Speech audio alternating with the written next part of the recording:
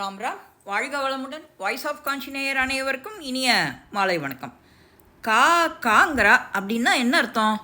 பித்ருக்களே எங்களை ரட்சிங்கோன்னு சொல்லலாம். ஆத்மாவுக்கு அத்வைதம் சொல்கிறா ஸ்ரீ பெரியவா. அத்வைதம் இவ்வளவு எளிதாக என்ன? ஆசிரமங்களில் மட்டும் இல்லை, அடுப்பங்கரையிலையும் இருக்குது. ஒரு பக்தையோட கவலை ரொம்ப வினோதமாக இருந்தது. காக்கையோட உபதிரவம் தாங்க முடியல. தெருவில் போகும்போது வரும்போது தலையில் வந்து உட்காந்துக்கிறது. தினமும் இப்படியே நடக்கிறது. மனசுக்கு ரொம்ப வேதனையாக இருக்குது பெரியவா அப்படிங்கிறா அவ.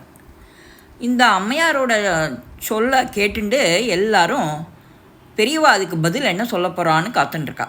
ஒரு பொண்ணு கல்யாணத்துக்கு இருக்கா, 2 பசங்கள் படிச்சுட்டு இருக்கா. அனாதையாக போயிடுவோமோன்னு கவலையாக இருக்குது பெரியவா அப்படிங்கிறா அந்த அம்மையார்.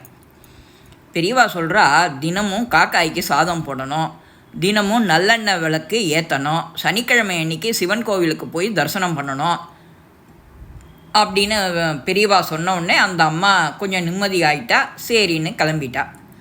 அந்த தொண்டர்கள்கிட்ட அப்புறம் பெரியவா ரொம்ப விஸ்தாரமாக பேசினா, நம்ம மடத்துக்கு யானை, பூனை, பசு, சில சமயம் நாய், பெருச்சாளி, எலி, குருவி, குரங்கு எல்லாமே வருது. ஆனால் அந்த காக்கா மட்டுமே வரதில்லை அப்படின்னாலாம் அந்த அம்மா.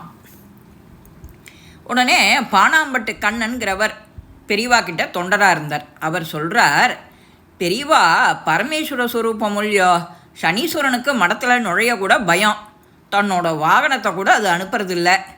பெரியவா சிரிச்சுட்டே சொன்னாலாம், ஆற்றுல அதுக்காக தான் காக்காய்க்கு சாதம் போடுற போது காக்கான்னு சொல்லணும், காக்கா வாவான்னு கூப்பிடுறதில்ல, அப்படி தானே அப்படின்னாலாம். ஆமாம் ஆமாம், சரி என்ன சொல்கிறா அதுக்கு? காக்கான்னா எல்லாரும் தெரிஞ்சவாலாம் சிரிச்சுண்டா, தெரியாதவா யோசிக்கிறாளாம். காக்கா சாப்பிடவான்னு அர்த்தம் அப்படின்னாராம் ஒருத்தர்.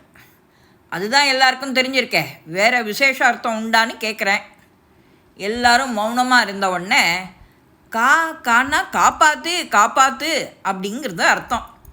பித்ருக்கள் எல்லாருக்காகவும் காகஸ்வரூபமாக வருவதா ஐதீகம் இல்லையா? அதுவும் இந்த மாலையபட்சம் 15 நாளும் ரத்தான் விசேஷம். காக்கானா பித்ருக்களே எங்களை ரட்சிங்கோன்னு அவர் அர்த்தம் சொல்லலாம் இல்லையா அப்படின்னாலாம் பெரியவா. தொண்டர்கள்லாம் அப்படியே பிரமிச்சு போயிட்டாலாம். அது மட்டும் இல்லை, பகவான் எல்லா ஜந்துக்களிடமும் ஆன்மாவாக இருக்கான், அது தெரியும் இல்லையா? காக்கையிட்டையும் இருக்க தானே செய்வான். பகவானுக்கு நிவேத்தியம் பண்ணினா அவன் சாப்பிட்றத நம்மளால் பார்க்க முடியல.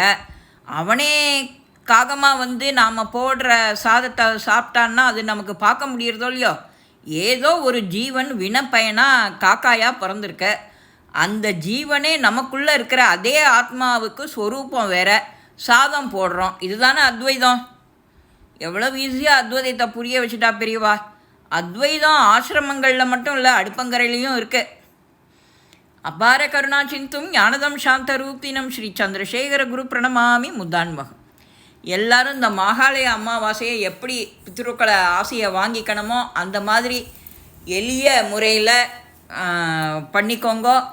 எல்லாரோட ஆசீர்வாதத்தையும் வாங்கிண்டாக்க எல்லாருக்கும் க்ஷேமம் நலன் உண்டாகணும். மறுநாள்லேருந்து நவராத்திரி எல்லாத்துக்கும் ரெடி ஆகுங்கோ. இந்த பதிவு உங்கள் எல்லாருக்குமே பிடிச்சிருக்கோம். லைக் பண்ணுங்கோ, ஷேர் பண்ணுங்கோ, பெல் பட்டனை கிளிக் பண்ணுங்கோ, சப்ஸ்கிரைப் பண்ணுங்கோ, கமெண்ட்ஸ் பாக்ஸில் கமெண்ட்ஸ் போடுங்கோ.